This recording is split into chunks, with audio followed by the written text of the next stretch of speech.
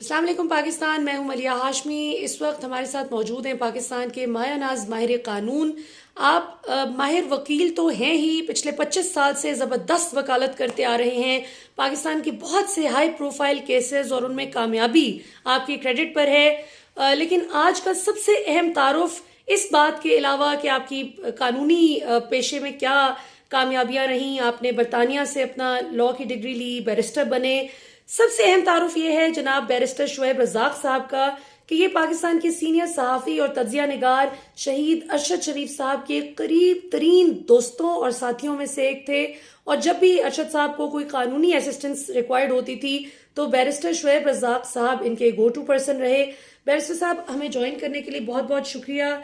ये जो बहुत ही अनफॉर्चुनेट वाकया पेश आया है, अरशद शरीफ साहब को जो बेदर्दी से शहीद किया गया, इस हवाले से आप क्या कहेंगे? आप अदालत में उनके केस के को परसू भी कर रहे हैं, जुडिशल कमीशन बनाने की आपने इस्तदा भी कल की जैसे ही ये खबर आई अरशद साहब के हवाले से। उस पर जरा ऑडियंस को बताएं और फिर ये भी साथ बताइएगा कि अरशद साहब को आपने बहैसियत इंसान कैसा पाया। देखिए, हम अरशद के लिए पिटिशन लेके गए थे कि उसकी फैमिली का कहना ये था कि कोई बंदा भी हमारे से राब्ते में नहीं है, और हमने उनकी वालदा की ख्वाहिश ये थी कि उनके बेटे को जल्द अज जल्द जो है ना पाकिस्तान में उसके जस्ते खाकी लेके आया जाए। तो हमने अदालत में एक पिटिशन ये डाली कि जनाब इंटीरियर मिनिस्ट्री और फ़ॉरेन ऑफिस जो है उनको डायरेक्ट किया जाए कि ताकि वो फैमिली को फैसिलिटेट कर सकें। दूसरा हमारी प्रेयर का हिस्सा ये था कि इस अंदोनाक हादसे की वजह से जो पाकिस्तान को नुकसान हुआ है इसकी प्रॉपर इन्वेस्टिगेशन होनी चाहिए। हमें लोगों को बताना होगा कि वो कौन से महरक़ात थे जिनकी वजह से अरशद शरीफ पे 13 FIR कटी, उसको इस मुल्क से जाना पड़ा, और उसके बाद दुबई में क्या हालात पैदा हुए कि उसको दुबई भी छोड़ना पड़ा। तो ये दो पिटिशंस थी। इसमें एक जुडिशल कमीशन की रिक्वेस्ट थी और दूसरा एक रिक्वेस्ट ये थी कि जो मिनिस्ट्री ऑफ इंटीरियर है, फॉरेन ऑफिस, वो फैमिली को फैसिलिटेट करे।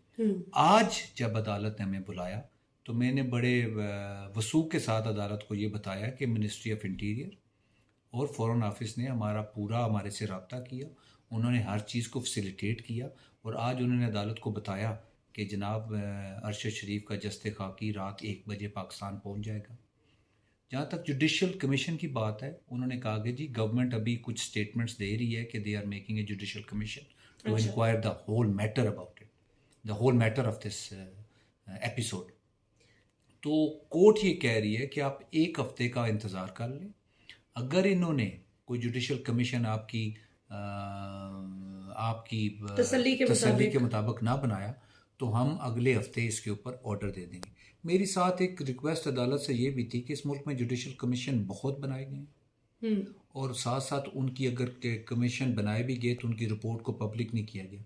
तो मेरी सदा अदालत से ये थी कि एक तो जुडिशल कमीशन की फॉर्मेशन में सारे स्टेक होल्डर्स को शामिल किया जाए। इसमें स्टेक होल्डर्स फैमिली भी है, जर्नलिस्ट कम्युनिटी भी है। मैं तो इन ज़ाती तौर पर समझता हूँ कि इसमें स्टेक होल्डर्स हुकूमत के साथ साथ पूरी अवाम है। बिल्कुल, ये पूरे पाकिस्तान का बहुत बड़ा नुकसान हुआ है, पूरी कौम का बहुत बड़ा नुकसान हुआ है, और हमने इस चीज़ को इदराक करना है कि आगे इस किस्म के इवेंट ना हो।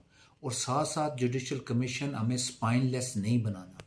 जुडिशल कमीशन के साथ मैंडेट ये भी होना चाहिए कि वो अपनी रिपोर्ट को, अपनी जो फाइनल फाइंडिंग्स है उसको विद इन 1 वीक उसको पब्लिक भी करे। आज हमने अदालत को ये भी बताया कि अरशद शरीफ की एक पिटिशन इसी हाई कोर्ट में पेंडिंग है जिसमें वो अहमद मीर कमीशन रिपोर्ट को पब्लिक करने के लिए अदालत से सदा कर रहे हैं। तो इस मुल्क में बहुत कुछ हो चुका है। अभी हम इन चीज़ों को आगे लेके अगर जाना चाहते हैं ताकि आगे अरशद शरीफ कोई और ना पैदा हो जिसको किसी और मुल्क में जाके हम उसका इंतज़ार, जस्ते खाकी का इंतज़ार 2 दिन से कर रहे हों, तो आपने ये बात हमने अदालत से की। अदालत का व्यू ये था कि जी आप 1 हफ्ता अदालत को दे दें, हुकूमत को दे दें। If they don't do anything on this matter तो फिर आप अगले हफ्ते आ जाइएगा और इसको मैटर को हम लेके चलेंगे। अच्छा बैर साहब, ये बताएं कि अरशद शरीफ साहब आखिर क्यों पाकिस्तान की निस्बत उनको केन्या ज़्यादा महफूज लगा, और दूसरा ये कि केन्या कैसे वो पहुंच गए?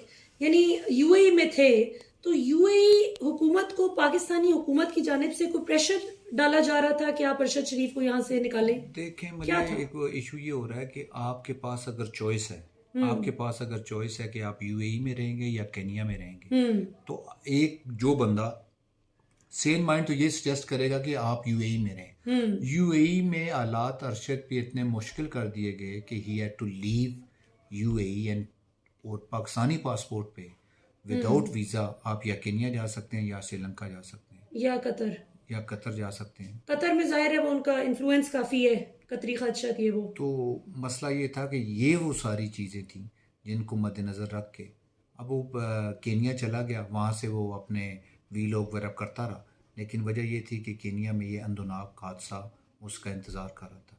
ये हमारे लिए बहुत ही ज़्यादा एक तकलीफ थे। अफसोसनाक। अच्छा, केनिया कितने अरसे से थे अरशद शरीफ साहब, ये इतलात हैं आपको इस हवाले ये से? देखें अरशद फर्स्ट वीक और खैर 8 और 9 तारीख को वो चले गए हैं, यूएई से, चले गए। ठीक है। यूएई में वो लैंड किया है तो विद इन वीक 10 डेज में उसको इमिग्रेशन ऑफिसर्स ने होटल में आके उसको कहा कि you have two choices, either go back to your own country और लीव आवर कंट्री। तो फिर उसके पास कोई चॉइस नहीं थी। और यूएई हुकूमत का ये जो अरशद शरीफ को कहना, ये पाकिस्तानी हुकूमत के प्रेशराइज करने पे उन्होंने देखिए ना, कहा।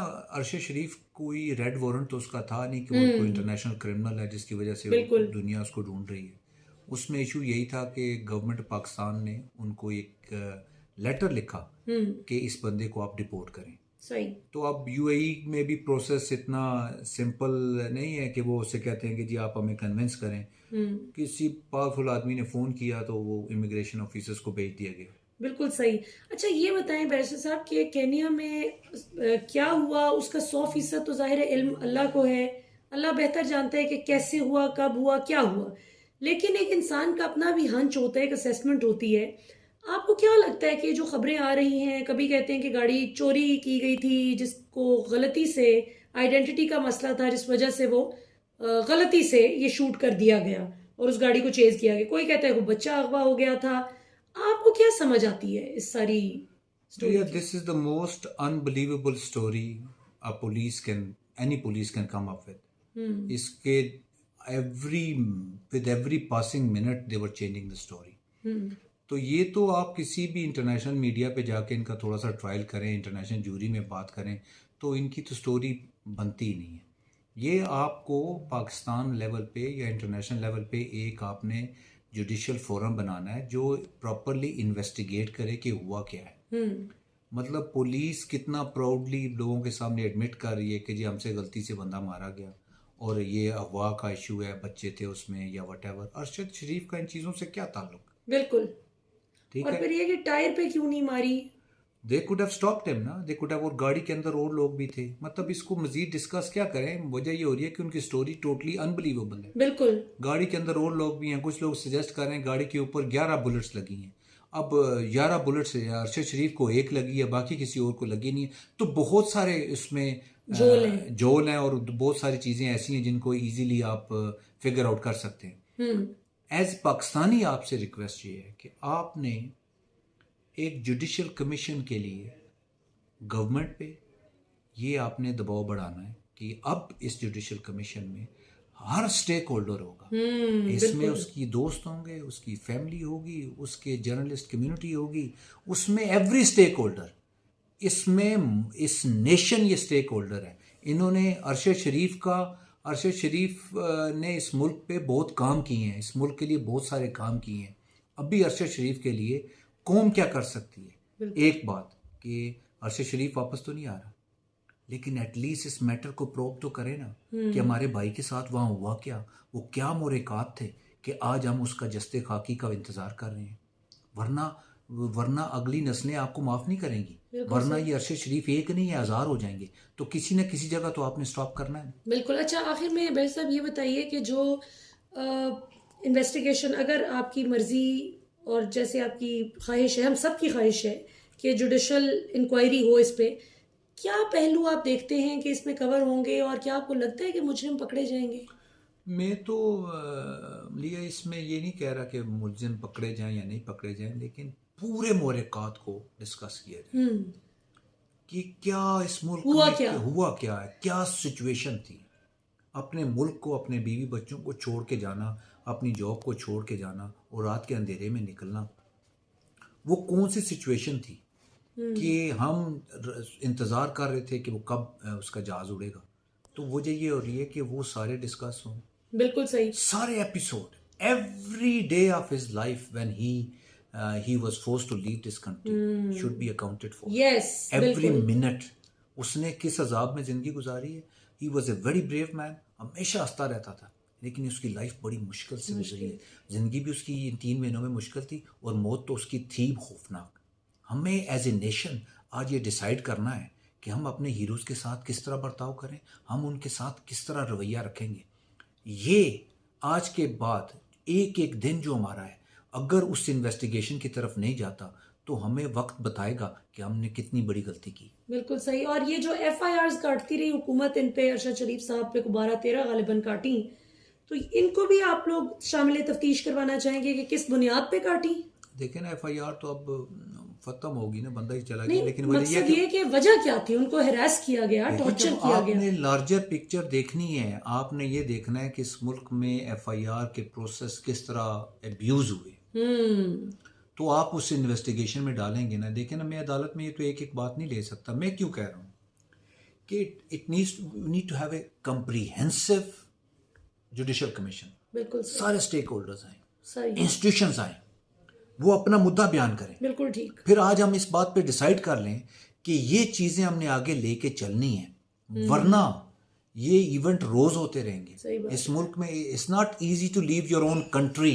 एब्सोल्युटली, ठीक है, he had to leave this country. वो मोरेकात क्या थे उनको डिसाइड करें, वरना history will never forgive you.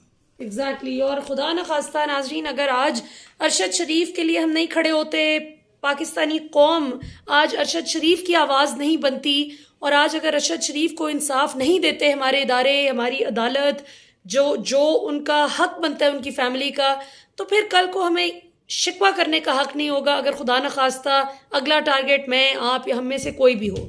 अभी तक के लिए इतना ही। आपको विल कीप यू पोस्टेड इंशाल्लाह। पाकिस्तान जिंदाबाद।